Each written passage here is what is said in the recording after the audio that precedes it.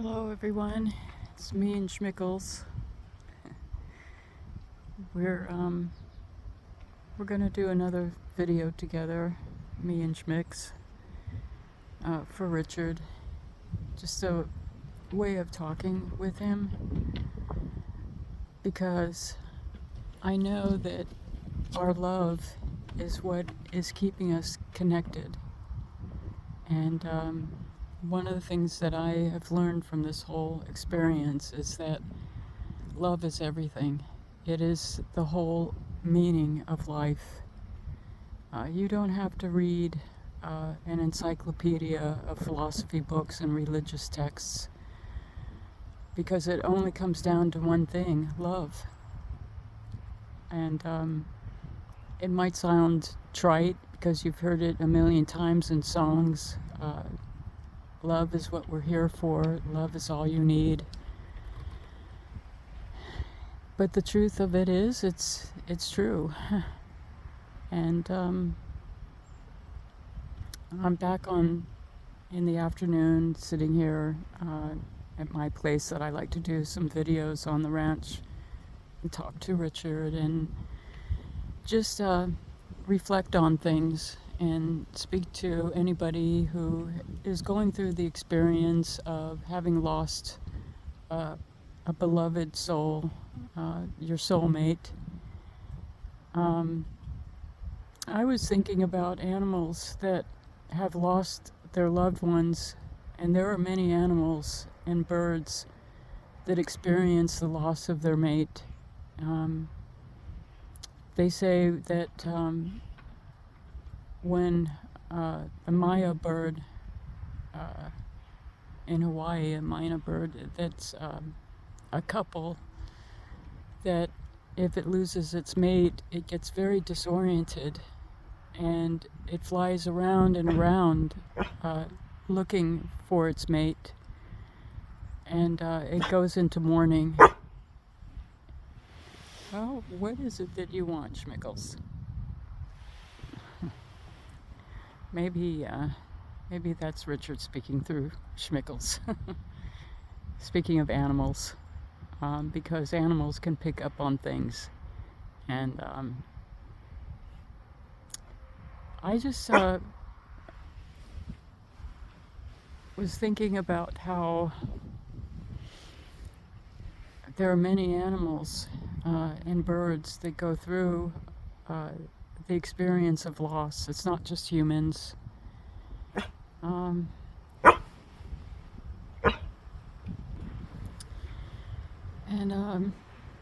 that's what I've been going through. It's like you go into this maze of confusion, and you still don't want to believe that they're gone.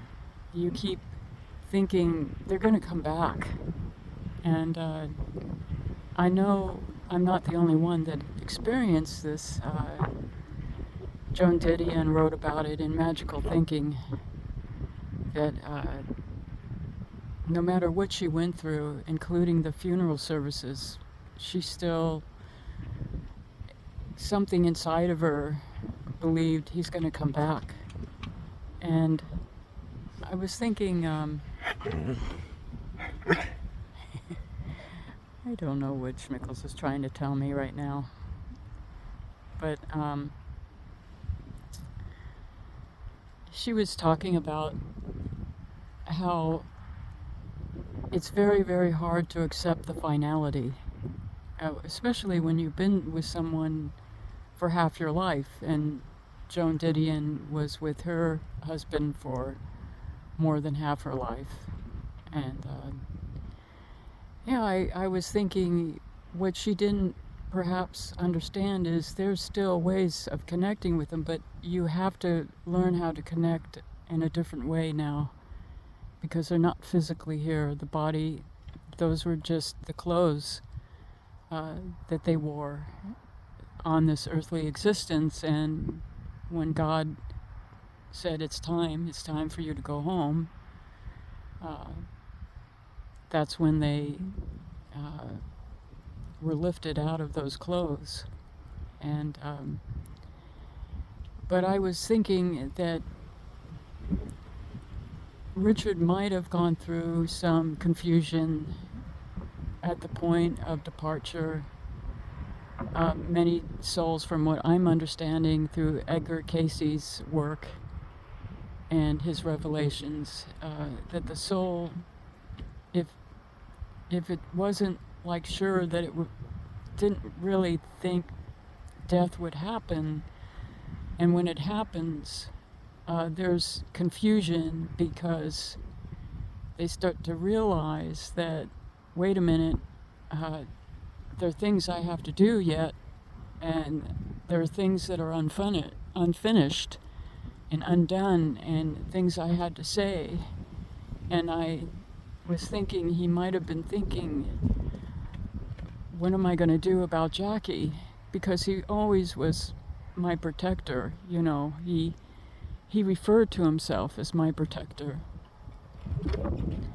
And when he left his body, maybe unexpectedly, he sort of, I think, knew. I know that he knew because he was getting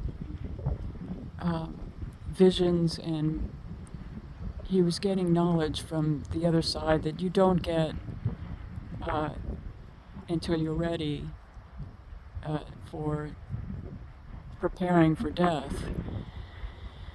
And I kind of have a feeling that he sort of knew that with his heart condition, that we thought it wasn't as bad as leading up to death. That's what gets me, is I didn't think he was so bad that he was going to die. I just thought that he was having heart problems, but he certainly was going to go on and live. And there's a chance that he also thought the same thing. And that's why he didn't quite, tie all the knots and dot all the I's. And I kind of wish that I had had this conversation with him, maybe going back a few months ago when he first started to have the heart condition. And I should have maybe there's a book out there called I'm Dead, and here's what you need to know, or something like that. I'm going to buy it because I need to be able to write down everything for when my time comes. What you need to make sure that everything is in order before you die. And in that book, it has you write everything down that your beloved ones need to know, whether it's bank accounts, how to arrange things with whatever money you have, and how to set up the inheritance in addition to a will or a trust. And I saw that book the other day. I was at a gift store, and I saw that book. I was looking around for a gift for someone, and I saw it, and I opened it up, and I thought, oh, I kind of wish I saw this book before Richard died, and I could have wrapped it up in as a gift and said, okay, here you go. You need to do this. You need to make sure everything is in order, because even when you're at my age, going on 70, but when you hit the 80 number, you need to do that. And to a good extent, Richard did do that. And thank God that he had a will that protected me. But he didn't really go over much else with me. Now, maybe he did with Brett, but he didn't really tell me how to prepare on a lot of different things, how to take care of, how to handle certain things that it didn't have to be complicated if I just knew. certain information. And I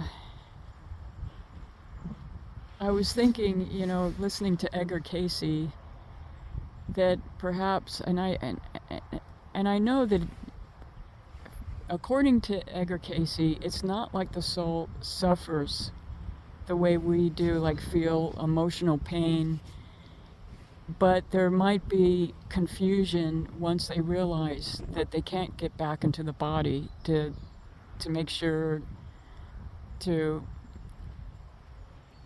tie those knots and get everything in order, that once they're released from the body, there's a phase at that point where suddenly they realize, oh, wait a minute, I need to get back in my body because there's some unfinished business here. And I didn't tell Jackie what to do about this and what to do about that. And I, had things that I tried to explain to my son, but maybe it wasn't completely clarified. And more than that, I have regrets that I didn't get a chance to say I love you, that I'm sorry the way things ended so abruptly without being able to tell you how much I love you. And the soul kind of lingers on in that phase of confusion and regret, not painfully, and not as a judgment, not as a punishment, but there's just confusion because the soul knows, wait a minute, I wasn't supposed to die just yet because I had things I had to complete and finalize, and I need to get back in my body to do that. And once that silver cord is cut, and I believe it was with Richard, there's a chance that he went through that and tried to get back into his body,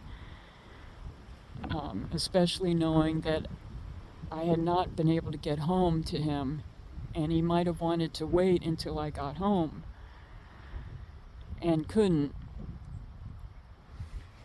And the only thing that is confusing me about Edgar Cayce's revelations and some of the other spiritual teachings on the afterlife is from the near-death experiences that people have had. They were given a choice before that cord was cut. Do you want to come back or not? And if you go back, you're going to deal with the pain with your body, and you're going to deal with all the stuff that you may not want to deal with, because they're in a place where they're feeling complete bliss, beauty, goodness, unconditional love. They're surrounded by angels. They're surrounded by their family members that have passed on before them. They're surrounded by God's love, and it's so indescribably beautiful that many souls do not want to go back. They just, have made a choice that, no, I'm home now. This is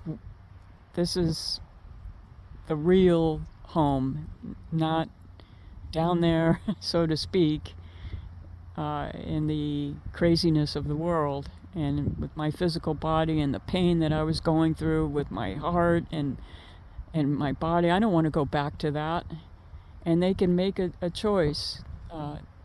And I have prayed to Richard that if he had that choice, I don't blame him for wanting to go on.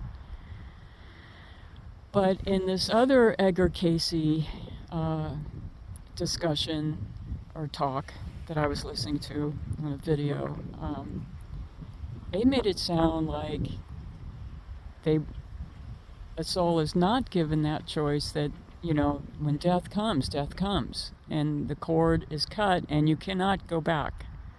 So that question comes to my mind, because I wonder if Richard was facing that choice. Do you want to go back? If you do, the cord won't be cut.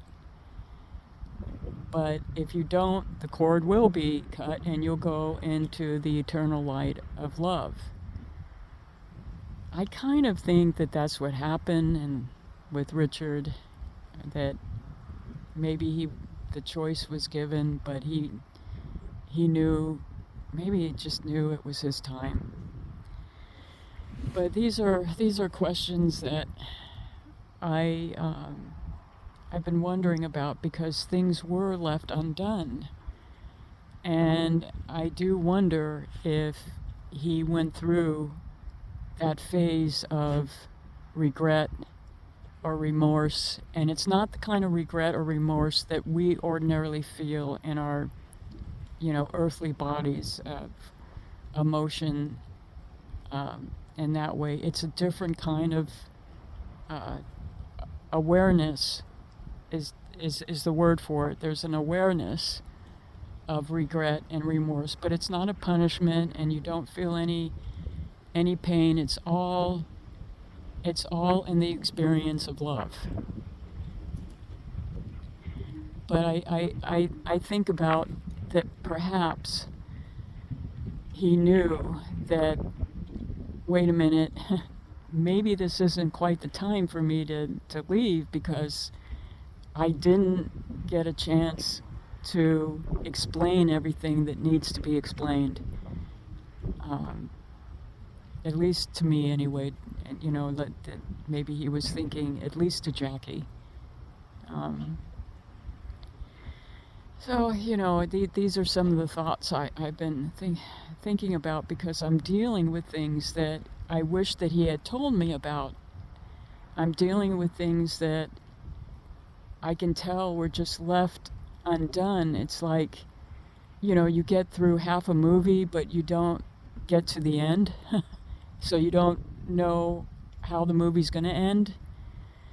And that's how I feel about some of these things that have happened. And on top of that, I'm dealing with Richard's son, who only had one thing in mind, which was to get rid of me and own everything. Have all the money, have all the land, have all the real estate, everything. That was his only goal. And I know this because of what he did to me in my home, in Richard's home, and how he took on an attitude like there was no will right from the get-go, and how he intentionally set up the no service of electricity, knowing that I probably wouldn't know that electricity in our home was going to be turned off. But he called PG&E and had them turn it off. And had I not found out about it through Richard, that's what I mean, that Richard's been guiding me, because he helped me to see the notice from PG&E.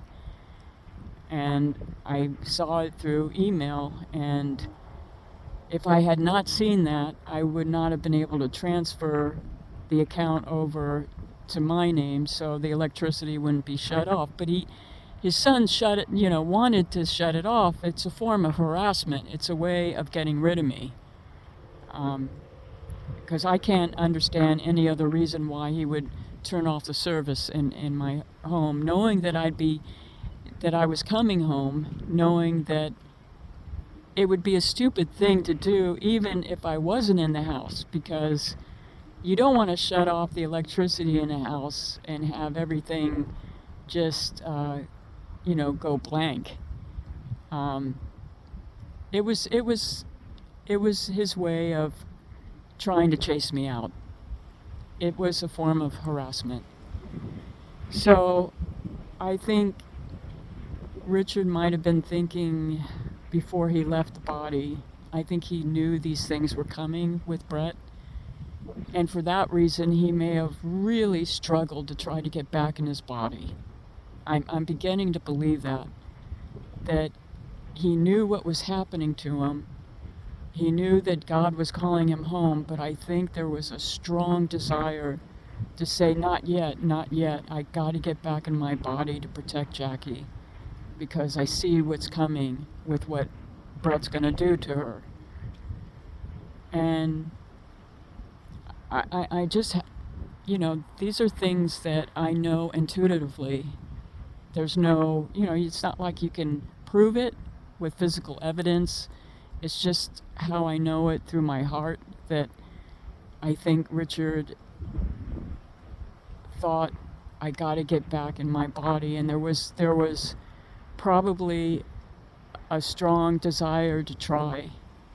And boy, that really hurts me because I can imagine how that must have been a really difficult thing to try to get back in your body and try to breathe again and try to bring that body back to life. And you can't because the cord has been cut and it's done. That part of your life now is over, and you no longer belong to that physical body anymore.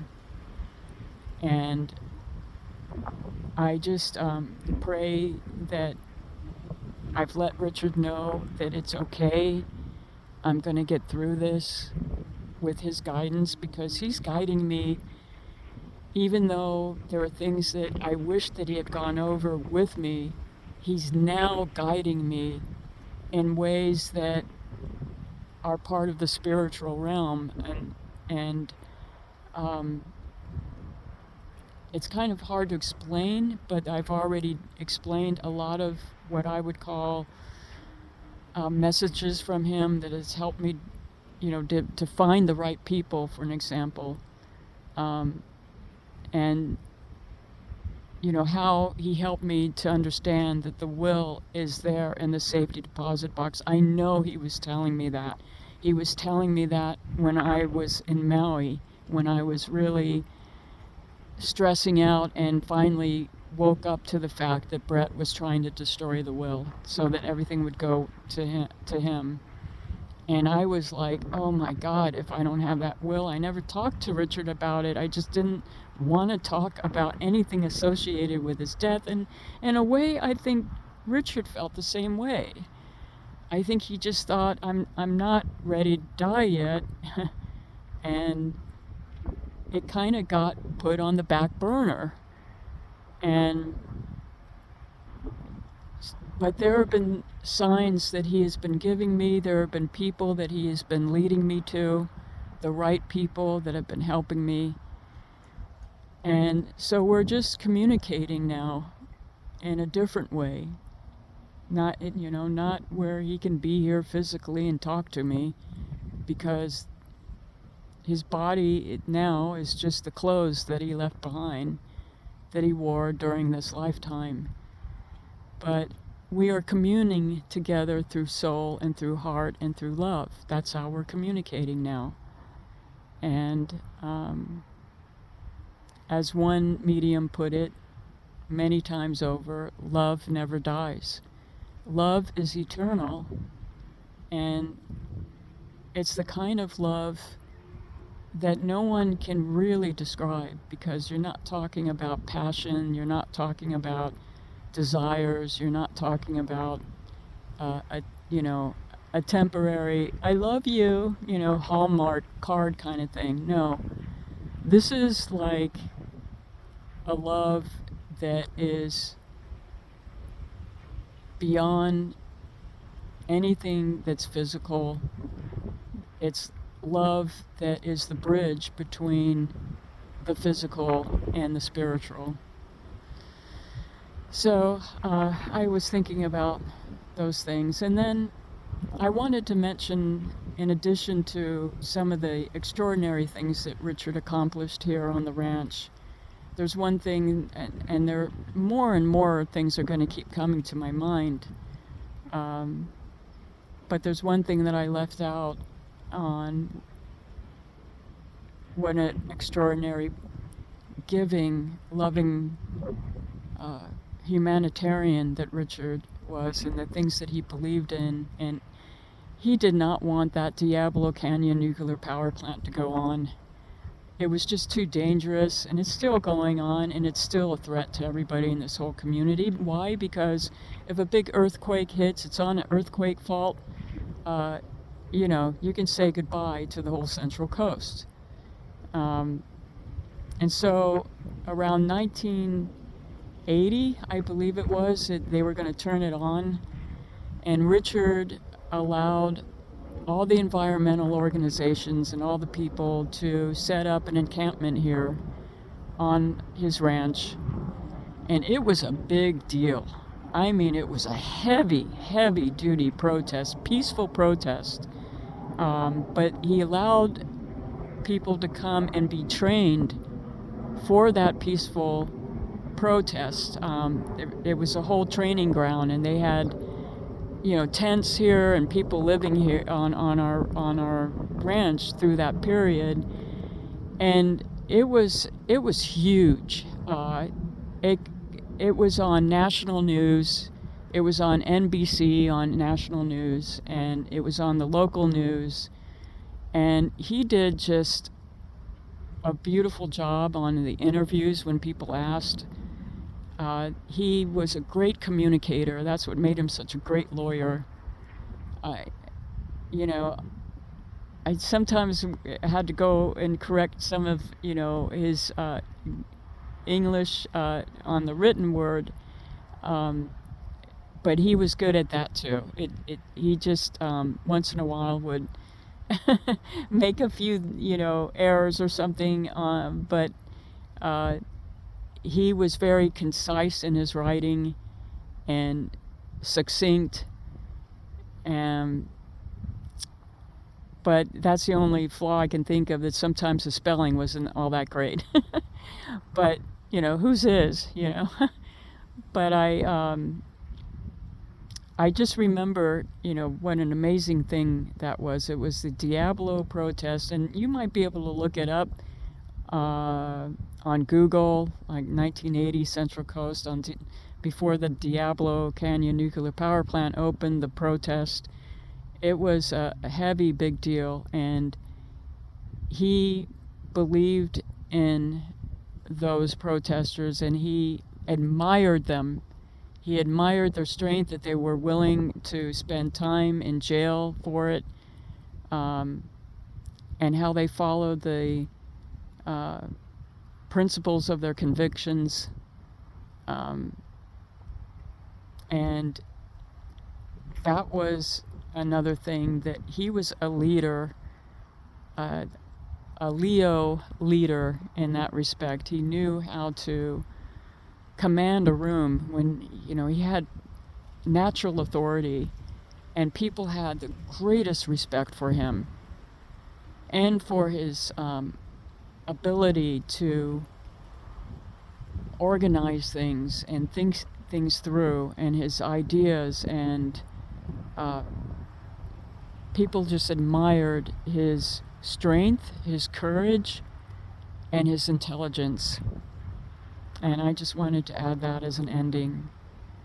And I will continue to make these videos about Richard because they make me feel good talking about him. Okay, take care. Thank you for listening.